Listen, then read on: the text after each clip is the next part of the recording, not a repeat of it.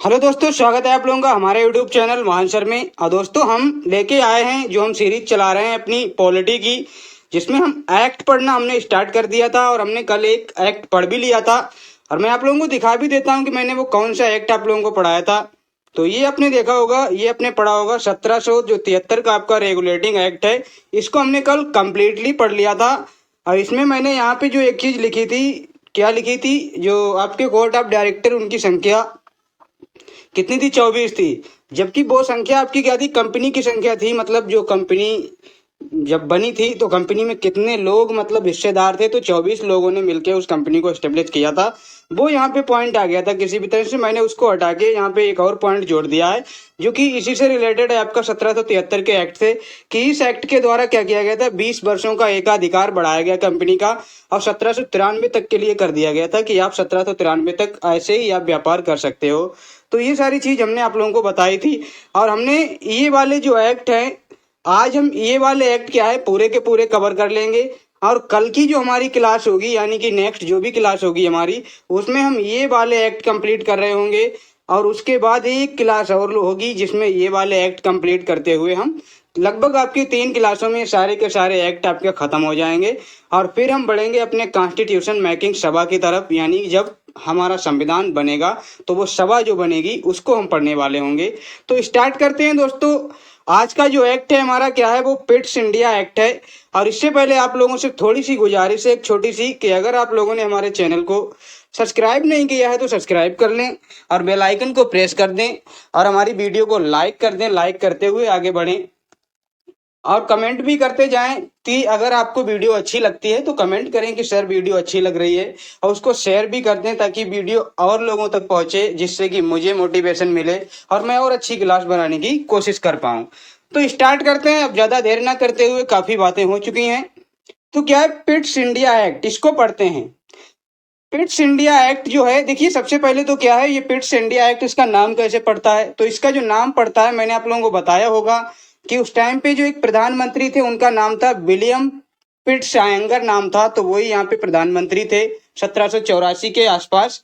तो इसीलिए इस एक्ट का नाम पिट्स इंडिया एक्ट पड़ता है। और उस समय जो क्राउन था वो तो आपका वही था जार तृतीय, जो आपका अभी हमने पीछे बताया था कि 1760 से लेके 1820 तक रहने वाला है, जो हमने पिछली क्लास में बात की थी।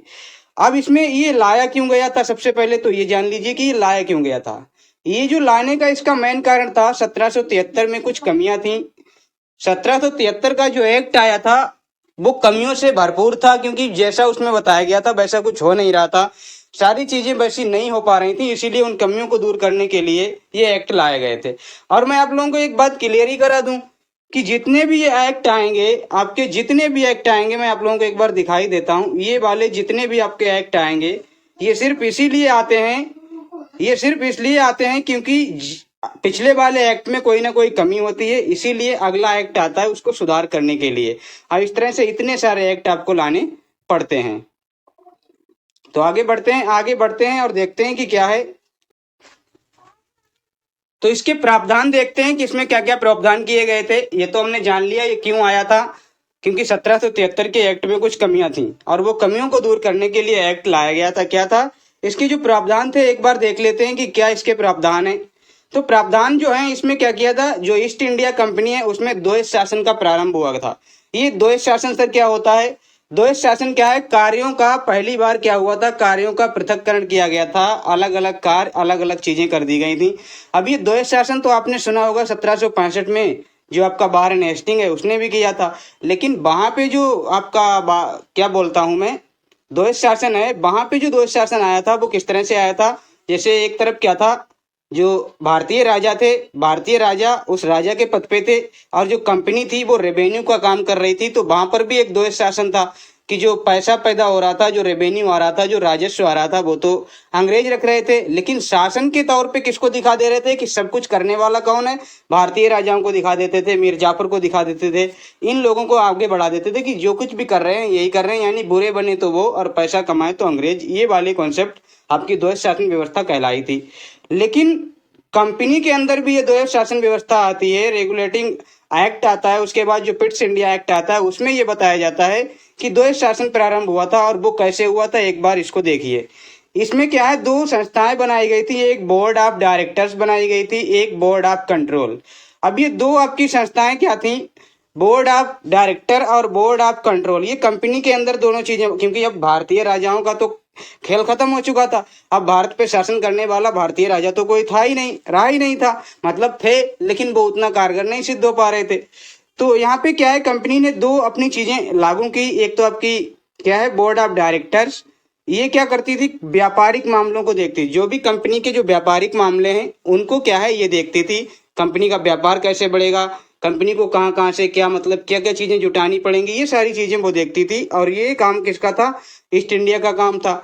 और जो दूसरा काम था board of control, board of control बोले तो भारतीय लोगों पर कैसे नियंत्रण किया जाए, भारत के लोगों पर कैसे शासन किया जाए, तो ये एक राजनीतिक मामला था। तो ये दो संस्थाएं आपकी कार्य कर रही थी।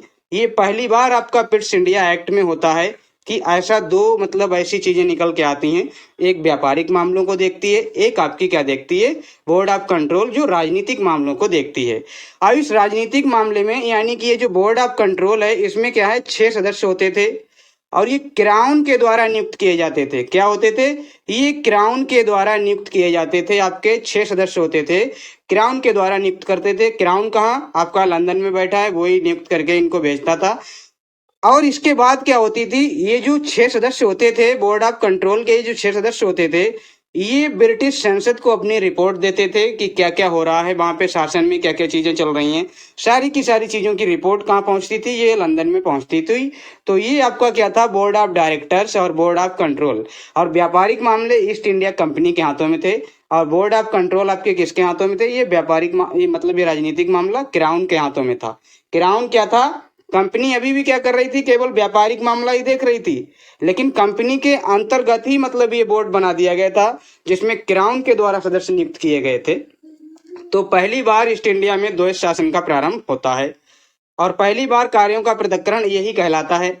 अब इसमें और जो प्रावधान किए गए थे एक बार वो देख लेते हैं। क्या, जो गवर्नर जनरल की परिषद थी उसमें जो सदस्य संख्या थी वो क्या कर दी गई थी, 4 से आपकी क्या कर दी गई थी, 3 कर दी गई थी। पिछले में जो थी वो आपकी क्या थी, 4 थी। पिछले में जो थी वो आपकी क्या थी, 4 थी। शायद यहाँ पे मैंने लिखी नहीं है, लिखी भी है, क्या है यहाँ पे, जो गवर्नर जनरल क्या थी, 4 सदस्य थे उसमें, जो उसकी कार्यकारी परिषद थी। और जो इसमें क्या कर दिया गया था, इसमें वो संख्या 1 घटा दी गई थी, 4 से क्या कर दी गई थी, 3 कर दी गई थी। तो ये बड़ा चेंजेस था। ये आप लोगों से पूछा जा सकता है किस एक्ट के द्वारा जो गवर्नर जनरल था उसकी परिषद की संख्या कम कर दी गई थी, तो आपका यही था। फिर क्या हुआ, इसमें गवर्नर जनरल को वीटो शक्ति दी गई। वीटो शक्ति बोले तो क्या दी गई, वीटो शक्ति मतलब जो गवर्नर जनरल था और उसकी जो परिषद होती थी, तो वो जो भी निर्णय लेते थे तो उसमें गवर्नर को इतनी पावर नहीं थी कि वो परिषद के निर्णय को रद्द कर सके, क्योंकि परिषद में 4 सदस्य होते थे। लेकिन यहाँ पे क्या था कि पिट्स इंडिया एक्ट के द्वारा उस परिषद के निर्णय को रद्द करने की शक्ति दी गई थी, किसको, आपके इस गवर्नर जनरल को दी गई थी। तो ये आपको मतलब इसमें याद रखना है। अब क्या किया गया था, कोलकाता, कोलकाता को इन्होंने क्या बनाया था, अपनी राजधानी के रूप में इस्टेब्लिश किया था। कोलकाता को पहली बार क्या किया गया था, राजधानी बनाया गया था। और पहली बार भारत को ब्रिटिश आधिपत्य क्षेत्र कहा गया था। क्या कहा गया था, ब्रिटिश आधिपत्य क्षेत्र आपको पहली बार भारत को कहा गया था। तो ये सारी व्यवस्थाएं थी इस एक्ट में। अब आगे बढ़ते हैं दोस्तों और आगे देखते हैं हमारा जो नेक्स्ट आपका एक्ट आता है क्या है, 1786 का एक विशेष अधिनियम आता है। ये 1786 का विशेष अधिनियम क्या है, इसमें जो अभी हमने पीछे बात की थी, क्या बात की थी, जैसे वीटो पावर वगैरह, ये सारी बातें इन्हीं को लेकर ये क्या था, एक तरीके से एक विशेष अधिनियम बनाया गया था। और यहाँ पे क्या था, 1786 में जो लॉर्ड कार्नवालिस होते हैं वही आते हैं यहाँ पे, और इनको क्या है, बंगाल का गवर्नर जनरल बनाया जाता है लॉर्ड कार्नवालिस को 1786 में। तो गवर्नर जनरल का प्रधान सेनापति भी इनको बनाया जाता है, मतलब ये गवर्नर जनरल भी रहते हैं और प्रधान सेनापति मतलब जो आर्मी होती है, जो सेना होती है, उसके चीफ कमांडर भी आपके यही रहते हैं। कौन, आपका जो गवर्नर जनरल होगा वही प्रधान सेनापति भी होगा, कमांडर इन चीफ भी होगा। और गवर्नर जनरल को यह शक्ति दी गई थी कि वो परिषद के निर्णय को माने या ना माने, ये शक्ति दी गई थी। यही आपकी वीटो पावर कहलाई थी, जो अभी हमने पीछे बात की थी। लेकिन वहां पे ऐसा हुआ नहीं था, वहां पे सिर्फ इसकी बात की गई थी कि ऐसा होना चाहिए, लेकिन हुआ तो नहीं था ना। हुआ नहीं था, लेकिन ये 1786 का अधिनियम तुरंत लाया गया उसके 2 ही साल बाद, और ये सारी व्यवस्था उसमें कर दी गई। उसके बाद जो हमारा एक और एक्ट आता है, और सुधार की जरूरत होगी। क्यों सुधार की जरूरत होगी? क्योंकि सुधार की जरूरत इसलिए होगी क्योंकि इसमें अभी बहुत सी ऐसी कमियां हैं जो आगे आपको कमियां मिलती हुई दिखाई नजर आएंगी। तो यहाँ पे क्या है, फिर आता है आपका 1793 का चार्टर एक्ट। 1793 का जो चार्टर एक्ट आता है दोस्तों, अब इस चार्टर एक्ट में क्या बताया जाता है, इसको भी एक बार देख लेते हैं कि इसमें क्या होता है। ईस्ट इंडिया ईस्ट इंडिया के व्यापारिक और प्रशासनिक अधिकार 20 वर्षों के लिए बढ़ा दिए गए थे। जो अभी हमने देखे थे ना, ईस्ट इंडिया के मतलब जो एक बोर्ड ऑफ कंट्रोल और बोर्ड ऑफ क्या डायरेक्टर, तो ये दोनों दोनों चीजें हमने देखी थी। तो इन दोनों के अधिकार कितने वर्ष के लिए बढ़ा गए थे? 20 वर्षों के लिए आपके प्रशासनिक और आपके क्या है व्यापारिक एकाधिकार बढ़ा दिए गए थे कि आप 20 साल तक और अभी कार्य कर सकते हो। 20 साल तक आपकी शक्ति हमने मतलब एक्सटेंड कर दी है कि आप प्रशासन भी यहाँ पे चला सकते हो और व्यापार भी यहाँ पे कर सकते हो, ऐसा कुछ कर दिया था। फिर क्या हुआ था इसमें, क्या परिषद के निर्णय को रद्द करने की शक्ति जो कि वीटो पावर, ये हमने बताई था अभी जो 1786 का अधिनियम था वहां पर भी ये बात कह दी गई। तो 1786 में और 1793 में भी यही बात आपकी फिर से दोहराई गई कि परिषद के निर्णय को रद्द करने की शक्ति दी गई, सभी गवर्नर जनरलों को दी जाएगी। मतलब अभी तक जो था ये कार्नावालिस ने अपने लिए बात कही थी कि मुझे ये पावर चाहिए कि मैं अपनी परिषद के निर्णय को रद्द कर सकता हूँ, और सही निर्णय लेने के लिए मुझे उनकी मतलब उसमें नहीं आना चाहिए कि मैं अपना खुद का निर्णय ले सकता हूँ, उनकी सुनूंगा, लेकिन अपना निर्णय मेरा जो होगा एक तरीके से वही आपका सर्वोपरि होगा। तो ये जो शक्ति है इसने क्या कहा था 1793 में, क्या कर दिया गया था कि ये जो वीटो पावर है आगे आने वाले सभी गवर्नर जनरलों के लिए कर दी गई थी। जितने भी आपके गवर्नर जनरल थे सभी के लिए ये कर दी गई थी। अब ये जो बोर्ड ऑफ कंट्रोल है तथा उसके सदस्य हैं, उनके वेतन का जो वेतन था वो भारतीय राजस्व से दिया जाएगा, ऐसा भी प्रावधान इसी में किया गया था। तो इसमें बड़े अलग अलग तरीके के प्रावधान आते हैं। एक तो व्यापारिक बढ़ा दिया गया 20 वर्षों के लिए, व्यापारिक और प्रशासनिक। वीटो पावर दे दी गई सभी गवर्नर जनरलों के लिए जो भी आगे आएंगे। और बोर्ड ऑफ कंट्रोल तथा उसके सदस्यों का जो वेतन है ना, जो वेतन है वो भारतीय राजस्व से जाएगा। मतलब वो अब ये जो सदस्य हैं बोर्ड ऑफ कंट्रोल के, ये भारत में नहीं बैठेंगे, ये अपने लंदन में होंगे, और उनकी जो तनख्वाह है, उनकी जो सैलरी है वो भारत से जाएगी। मतलब एक तरीके से पूरा का पूरा ऐसा सिस्टम बना दिया गया था कि किसी भी तरह से भारत को कैसे भी लूटना है, भारत का जो आपका एक तरीके से राजस्व, इसको कैसे भी खींचना है अपने लंदन की तरफ।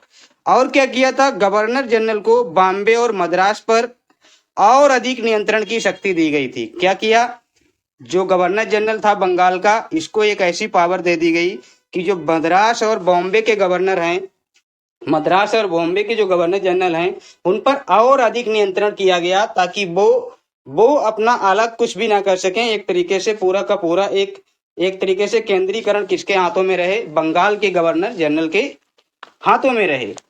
अब आगे बढ़ते हैं दोस्तों और आगे देखते हैं इसके बाद जो एक्ट आता है वो आता है आपका 1813 का चार्टर एक्ट। ये सारे के सारे चार्टर एक्ट हैं, अधिकार एक्ट हैं, अधिकार इनमें दिए गए हैं सभी के सभी। इसमें भी क्या होता है, जो प्रशासनिक एकाधिकार और व्यापारिक एकाधिकार, जिसको बोर्ड ऑफ कंट्रोल आप बोल सकते हैं, एक आपका क्या बोल सकते हैं, बोर्ड ऑफ डायरेक्टर्स बोल सकते हैं। तो ये जो है 20 वर्षों के लिए ये तो बढ़ा दिया गया था। कौन सा, आपका जो प्रशासनिक एकाधिकार है वो 20 वर्षों के लिए तो बढ़ा दिया गया था, लेकिन जो आपका व्यापारिक एकाधिकार है वो समाप्त कर दिया गया था। व्यापार करने के लिए आप एकाधिकार को अब क्या कर दिया गया था, इन्होंने फिनिश कर दिया गया था। अब ये जो एकाधिकार क्या था, एक बार मैं आप लोगों को बता देता हूँ एकाधिकार क्या था। एकाधिकार ऐसा चीज था कि जब एलिजाबेथ ने इनको भेजा था तो ये कहकर भेजा था कि आप इंडिया में जाइए और आप ही वहां पे आप व्यापार करेंगे, ब्रिटेन की और कोई कंपनी वहां पे जाके व्यापार नहीं करेगी, आपको ये अधिकार है। एकाधिकार इसी चीज को बोला गया था। बाद में क्या किया गया था, 1813 से चैप्टर में क्या कर दिया गया था इसमें कि वो जो एकाधिकार था समाप्त कर दिया था। और क्या इसमें इस एकाधिकार के समाप्त होने का मतलब ये है कि अब ब्रिटेन की और भी कंपनियां आके भारत में अपना व्यापार स्टार्ट कर सकती हैं। यही व्यापारिक एकाधिकार को समाप्त करने का मतलब होता है। लेकिन अभी भी ये कंपनी कुछ तो कर सकती थी क्या? अब केवल चीन के साथ व्यापार, चीन बोले तो चाइना के साथ अभी ट्रेड कर सकती थी, और चाइना के साथ ट्रेड करने का इसको पूरा का पूरा एकाधिकार था कि चाइना के साथ अभी और कोई भी कंपनी लंदन की आएगी तो वो यहाँ पे ट्रेड नहीं कर पाएगी। और चाय और अफीम का जो व्यापार है वो भी अब जो लंदन की और कोई कंपनी आएगी तो ये काम वो नहीं करेगी, और कोई सा भी व्यापार अपना करती रहे। इस पे अभी एकाधिकार इन लोगों का बना हुआ था, तो ये अभी एकाधिकार था और बाकी आपका समाप्त कर दिया गया था। और जो प्रशासनिक एकाधिकार था वो 20 वर्षों के लिए एक्सटेंड किया गया था। आगे इसमें क्या हुआ, जो व्यापारिक एकाधिकार है, अन्य ब्रिटिश कंपनियों को भारत आने की अनुमति मिली, मतलब वही बात जो अभी हमने समझाई है। और क्या हुआ, ब्रिटिश कंपनियों को शिक्षित लोगों की आवश्यकता हुई। क्या हुआ यहाँ पे, जब अन्य कंपनियां भारत में आएंगी तो उनको क्या चाहिए होगा कि भारत के जो लोग हों, मतलब भारत से ही तो वो लोगे लेंगे, अपने तो सारे के सारे बंदे वहां से लाएंगे नहीं। तो इनको क्या जरूरत पड़ी, ब्रिटिश कंपनियों को शिक्षित लोगों की आवश्यकता हुई, तो इन्होंने क्या किया, पहली बार शिक्षा पर 1 लाख रुपए खर्च किया। पश्चिमी शिक्षा का प्रचार प्रसार भी हुआ। इससे क्या हुआ, एक तो इनको जरूरत थी शिक्षित लोगों की, तो इन्होंने 1 लाख रुपए शिक्षा के लिए निकलवाए और कहा लोगों को पढ़ाएंगे और उनको अपनी कंपनी में अपने तरीके से भर्ती करेंगे। इससे एक तो क्या होगा, एक तो अपना जो रेवेन्यू जनरेट होगा वो फायदा होगा, पढ़े लिखे लोग मिल जाएंगे, और दूसरा हमारी शिक्षा का प्रचार और प्रसार होगा, यानी अंग्रेजी शिक्षा का प्रचार और प्रसार होगा। ये एक रीजन था। और ईसाई मिशनरियों को आने की भी अनुमति यहीं से मिली। ईसाई मिशनरियों मतलब जो लोग ईसाई धर्म के प्रचारक होते हैं, ईसाई धर्म को फैलाते हैं, ईसाई धर्म का एक तरीके से प्रचार प्रसार करते हैं, तो उनको भी आने की जो अनुमति मिलती है वो 1813 का चार्टर एक्ट ही देता है। और यहाँ से ईसाई धर्म का प्रचार प्रसार, लोगों का धर्म परिवर्तन, ये सारी चीजें यहाँ पे होती हैं। बहुत से लोग ईसाई धर्म को कबूल करते हैं क्योंकि लोगों के पास कोई ऑप्शन नहीं रहता है, क्योंकि या तो भूखे मरो या फिर धर्म कबूल करो, ऐसे कुछ हालात होते हैं, तो लोगों को ये करना भी पड़ता है। अब यहाँ पर क्या था, जो स्थानीय सरकारें थीं उनको कर लगाने की शक्ति भी दी गई थी। कर ना देने पर दंड की व्यवस्था भी दी गई थी, मतलब जैसे कोई भी, तो कर लगाने की शक्ति जो स्थानीय सरकारें होती थी, स्थानीय सरकारें मतलब लोकल गवर्नमेंट, जैसे कि आपका प्रधान, जैसे कि आपकी मतलब आपकी जिला पंचायत, इस तरह की जो होती थी ना, मतलब लोकल स्तर पे होती थी, तो वो क्या कर सकते, वो कर लगा सकती थी, और कर अगर कोई नहीं देता था तो उसको दंड की व्यवस्था भी वो कर सकती थी। तो ऐसा इसमें प्रावधान किया गया था। आगे देखते हैं, आगे इसमें क्या है, एक और एक्ट आता है 1833 का चार्टर एक्ट आता है। क्या आता है, 1833 का चार्टर एक्ट आपका जो आता है, इसमें क्या किया गया था, जो आपका व्यापारिक एकाधिकार था इसको पूर्णतः समाप्त कर दिया गया था। बिल्कुल भी इसको क्या है, एकदम समाप्त कर दिया गया था। और केवल जो प्रशासनिक से मतलब अधिकार थे उनको 20 वर्षों के लिए बढ़ाया गया था। तो ये बात आप याद रखना कि किसमें क्या किया गया था, इसकी कोई भी ट्रिक नहीं है, लेकिन आप इसमें याद रखना किसमें क्या बढ़ाया गया है, ये आपको एक बार देखना तो पड़ेगा। ईस्ट इंडिया कंपनी में क्या व्यापारिक एकाधिकार को अब 1833 में बिल्कुल कंप्लीटली खत्म कर दिया, और प्रशासनिक एकाधिकार को 20 वर्षों के लिए पुनः बढ़ाया गया। अब क्या किया गया, यहाँ पे बंगाल का जो गवर्नर जनरल था, जो बंगाल का गवर्नर जनरल था उसको भारत का गवर्नर जनरल बनाया गया। और भारत का प्रथम गवर्नर जनरल आपका कौन था, विलियम बेंटिंक था, जिसको लॉर्ड विलियम बेंटिंक भी कहा जाता है। और इसके पास समस्त शक्तियां थी, चाहे वो नागरिक हो चाहे फिर वो सैनिक शक्तियां हो, सारी की सारी शक्तियां इसके पास वो थी। तो ये सारी की सारी शक्तियां उसको दी गई, किसको, गवर्नर जनरल को। और गवर्नर जनरल के द्वारा बनाए गए कानून को एक्ट कहा जाने लगा। अब कोई भी एक्ट अगर गवर्नर जनरल बना देता था, कोई भी कानून बनाता था, तो उसको क्या कहते थे, एक्ट। एक्ट का मतलब क्या होता था, इससे पहले कानून क्या कहलाते थे, नियामक कहलाते थे। नियामक बोले थे रेगुलेटर कहलाते थे, रेगुलेटिंग कहलाते थे, क्योंकि इससे पहले क्या था, जो आपका 1773 का रेगुलेटिंग एक्ट आया था वो आपका क्या था, एक नियामक आपका क्या था, एक कानून था, लोगों पे रेस्ट्रिक्शन लगाने का एक कानून था, कंपनी पे एक मतलब उसको एक अपने दायरे में लाने का एक क्या था, एक कानून था, यानी उसको नियामक बोला गया था। और यहाँ पे क्या बोलने लगे थे, अब इसको एक्ट बोलने लगे थे। जो भी आपका गवर्नर जनरल कोई कानून बना देगा तो उसको एक्ट बोला जाएगा, और इससे पहले उसको नियामक कहते थे। तो ये बात भी आपको याद रखनी है। आगे क्या हुआ, इसमें गवर्नर जनरल को भारत के किसी भी क्षेत्र के लिए कानून बनाने की शक्ति दे दी गई। गवर्नर जनरल को ऐसी पावर दी गई कि वो भारत में किसी भी क्षेत्र के लिए कहीं भी कानून बना सकता है और अपने तरीके से किसी भी कानून का निर्माण कर सकता है। ये गवर्नर जनरल को पावर दी गई थी और ये बात आप याद रखना। अब यहाँ पे एक बहुत अच्छी इंपॉर्टेंट चीज की गई, जो अभी हमने पढ़ा था, जो जो आपका 1784 का आपका पिट्स इंडिया एक्ट आया था, उसमें क्या किया गया था, जो गवर्नर जनरल की परिषद थी वो 4 से 3 कर दी गई थी, लेकिन यहाँ पे क्या किया गया था, गवर्नर जनरल की परिषद की संख्या 3 से फिर से 4 कर दी गई थी, मतलब एक संख्या बढ़ा दी गई थी। तो ये बात आपको यहाँ पे याद रखनी है कि किस में बढ़ाई गई थी, और ये बड़ा पूछा जाता है। और ब्रिटिश कब्जे वाले संपूर्ण भारतीय क्षेत्र पर पूर्ण नियंत्रण भी किया गया था इसके द्वारा, इस चार्टर एक्ट के द्वारा। जो ब्रिटिश के कब्जे में मतलब भारतीय क्षेत्र था उस पर पूर्ण नियंत्रण था। पूर्ण नियंत्रण आपका था किसका, ब्रिटिश का, जिसपे ब्रिटिश का कब्जा था। तो ये इस एक्ट में ये कुछ प्रावधान थे। आगे बढ़ते हैं और आगे इसमें देखते हैं कि आगे इसमें क्या किया गया था। इसी एक्ट के माध्यम से, किस एक्ट के माध्यम से, 1833 का जो चार्टर एक्ट है, इसी के माध्यम से एक भारतीय विधि आयोग का गठन किया गया था। और इस भारतीय विधि आयोग में कितने सदस्य थे, 4 सदस्य थे इस भारतीय विधि आयोग में। इसका जो अध्यक्ष होता था वो कौन होता था, लॉर्ड मैकाले था। और मैकाले संहिता का इसने निर्माण किया, मतलब अपना एक खुद का कोड बनाया, खुद की एक संहिता, खुद का एक कानून बनाया, जिसको मैकाले संहिता भी बोला गया और मैकाले कोड भी बोला गया। और मैकाले जो था वो विधि सदस्य था और अस्थायी सदस्य था। क्या था, अस्थायी सदस्य था। विधि सदस्य, पहला विधि सदस्य आपका कौन था, मैकाले था, और ये अस्थायी था।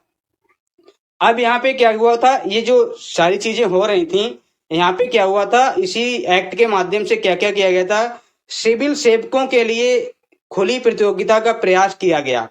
हुआ नहीं है ऐसा, केवल प्रयास करके देखा गया। जो सिविल सेवक, आईएएस, पीसीएस, जो भी आपके ऑफिसर्स होते हैं, उनके लिए क्या किया गया था, मतलब एक तरीके से परीक्षा का आयोजन कराने की एक बात की गई थी कि खुली एकदम होगी। अभी तक क्या था, ऐसे ही मतलब हो जा रहा था, अब एकदम खुली प्रतियोगिता होगी। जो उसमें टैलेंटेड होगा उसको वहां पे स्थान मिलेगा। और इसमें सबसे अच्छी बात क्या थी, भारतीयों को भी मौका दिया गया था, लेकिन बाद में इसको रद्द भी कर दिया गया। क्या कर दिया गया, रद्द भी कर दिया गया। पहले तो बात की कि इसमें भारतीयों को मौका मिलना चाहिए, लेकिन फिर लोगों को लगा अगर भारतीयों को मौका मिल जाएगा तो धीरे धीरे उनमें सुधार आना शुरू होगा, और सुधार आना शुरू होगा तो हम उन पर शासन कैसे कर पाएंगे। तो उन्होंने इस चीज को रद्द भी कर दिया था। तो ये भी आपको याद रखना है।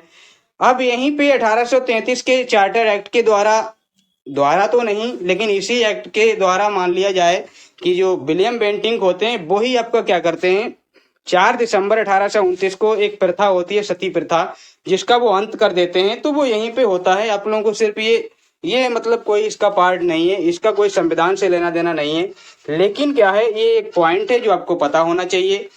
फिर दास प्रथा का भी अंत होता है यहीं पे। क्या होता है, 1800, मतलब यहीं पे नहीं, मतलब एक फैक्ट है, जो सती प्रथा, दास प्रथा, ठगी प्रथा।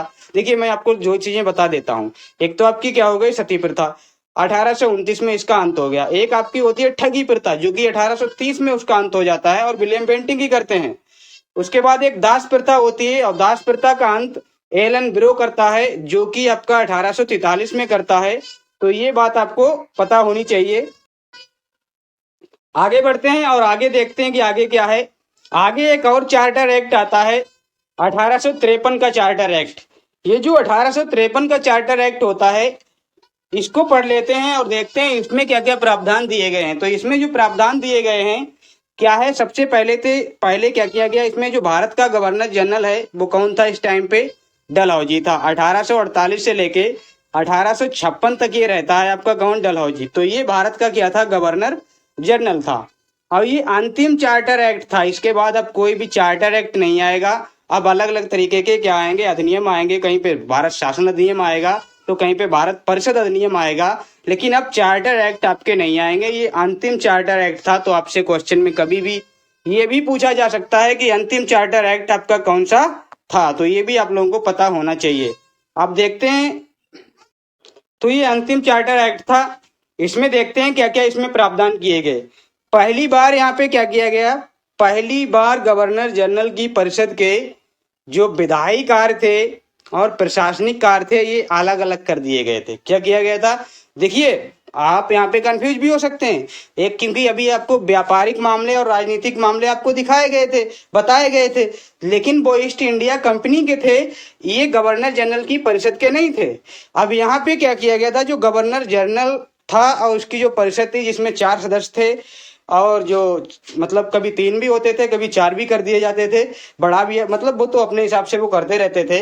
लेकिन पहली बार ऐसा हो रहा था कि जो गवर्नर जनरल था और उसकी परिषद थी, उसके विधायी कार्य और उसके क्या है प्रशासनिक कार्य अलग अलग कर दिए गए थे। मतलब कानून बनाने की शक्ति किसी और को दी गई थी और उस पर शासन करने की शक्ति किसी और को दी गई थी। तो ये पहली बार कब हुआ था, 1853 के चार्टर एक्ट में, जो कि 1853 का चार्टर एक्ट हमारा लास्ट चार्टर एक्ट था, उसी में ये सारा का सारा काम किया गया था। अलग अलग कार्य किए गए थे, अलग अलग कर दिए गए थे, विधायी कार्य और प्रशासनिक कार्य। अब यहाँ पे देखिए, यहाँ पे कितना अच्छे से मैंने बनाया है। क्या भारत में संसद का आधार यही बनता है, क्योंकि भारत में संसद भी क्या है, आपके विधायी कार्य, विधायक क्या बोलते हैं, विधायिका देखती है, और आपके प्रशासनिक कार्य आपके कौन देखती है, कार्यपालिका देखती है।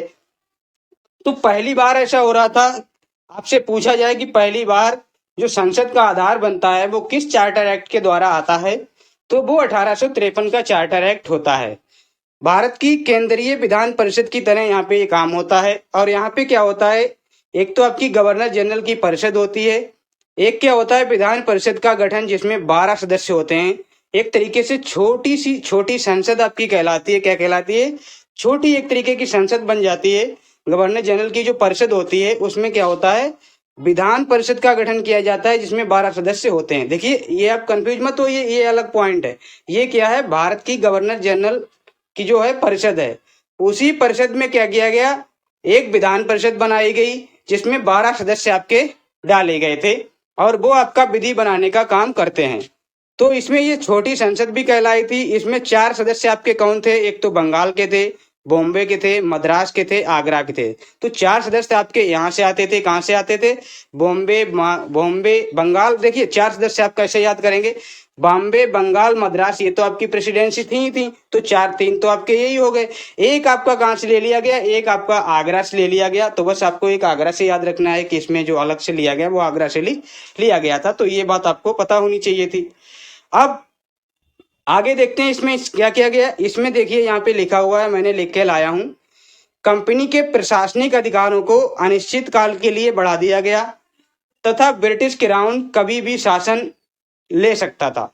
ये पॉइंट आप समझिए, क्या है, कंपनी के जो प्रशासनिक अधिकार यानी कि प्रशासनिक एकाधिकार जो था ईस्ट इंडिया का, उसको अनिश्चित काल के लिए बढ़ा दिया गया था, अनलिमिटेड टाइम के लिए बढ़ा दिया गया था। लेकिन क्या किया गया था कि ब्रिटिश क्राउन जो है वो अपने हाथ में कभी भी ले सकता है उसको बढ़ा। तो अब उसका कोई टाइम पीरियड तो नहीं दिया कि कब तक के लिए है, लेकिन ये कह दिया कि अगर मुझे लगेगा क्राउन ने कि अब मुझे ये शासन अपने हाथ में लेना है तो मैं कभी भी ले सकता हूं। तो ऐसी व्यवस्था इसमें की गई थी, इस चार्टर एक्ट में की गई थी। तो ये चार्टर एक्ट थे आपके सभी के सभी, मैंने आपके चार्टर एक्ट यहाँ पे कवर करा दिए हैं। अब कुछ पॉइंट बचे हैं, उनको एक बार देख लीजिए। जैसे कि आईसीएस की जो परीक्षा होती थी, जिसको आईएएस बोला जाता है, वो आपकी क्या है, लिखित परीक्षा का आयोजन शुरू कर दिया गया था और ये मैकाले की समिति के द्वारा हुआ था। मैकाले की जो समिति की सिफारिश आई थी उसके द्वारा ये किया गया था। और ये कब किया गया था, 1854 में किया गया था। इससे एक तो फैक्ट आपका ये भी आता है कि जो आईएएस यानी कि आईसीएस परीक्षाएं कब भारत में लागू हुई थी, तो 1854 में हुई थी। लेकिन इसकी जो परीक्षाएं हो रही थी ना, वो भारत में नहीं हो रही थी। एक पॉइंट यहाँ पर लिखा है, इसको समझ लीजिए, ये भारतीयों के लिए भी थी, मतलब इसमें भारतीय भी अब कर सकते थे। अभी मैंने पीछे आपको बताया था कि पहले तो ये व्यवस्था की गई थी, फिर उस निर्णय को रद्द कर दिया गया था। लेकिन यहाँ पे भारतीयों के लिए भी ये व्यवस्था थी कि भारतीय भी आईसीएस की परीक्षा दे सकते हैं। लेकिन जो इसके एग्जाम हो रहे थे लेकिन जो इसके एग्जाम हो रहे थे वो 1854 से लेके 1922 तक लंदन में हो रहे थे। लंदन में हो रहे थे 1922 तक, जब तक कि हमारा क्या बोलते हैं असहयोग आंदोलन ठप नहीं हो जाता है चल के, तब तक ये कहाँ होते हैं, ये परीक्षा सारी की सारी आपकी लंदन में हो रही होती हैं। उसके बाद क्या होती हैं, ये 1923 से भारत में होना शुरू हो जाती हैं। और सिविल परीक्षा द्वारा महत्वपूर्ण पदों पर क्या होती हैं, नियुक्तियां होती हैं। जैसे आपका डीएम का पद हुआ और आपके पद हुए, तो उनपे क्या होती हैं, नियुक्तियां की जाती हैं। अब स्थानीय सरकार की अवधारणा भी आपकी यहीं से आती है। और यहाँ पे एक चीज आपकी क्या है, विधि सदस्य। विधि सदस्य को परिषद का पूर्ण सदस्य बनाया गया। जो विधि सदस्य होता है ना, विधि सदस्य मतलब लॉ मेकिंग सदस्य होता है ना, उसको परिषद का पूर्ण सदस्य बनाया गया था। जबकि मैंने आप लोगों को अभी बताया था जो विधि सदस्य आपका बना था वो आपका, तो विधि सदस्य जो कि मैंने बताया था कि पहले जो मैकाले था वो अस्थायी आपका था, लेकिन यहाँ पे आपका क्या हुआ था, वो पूर्ण विधि सदस्य बन गया था। और यहीं से आपकी स्थानीय सरकार की अवधारणा का भी जन्म होता है, जो आपकी लोकल गवर्नमेंट है, जैसे पंचायत के इलेक्शंस।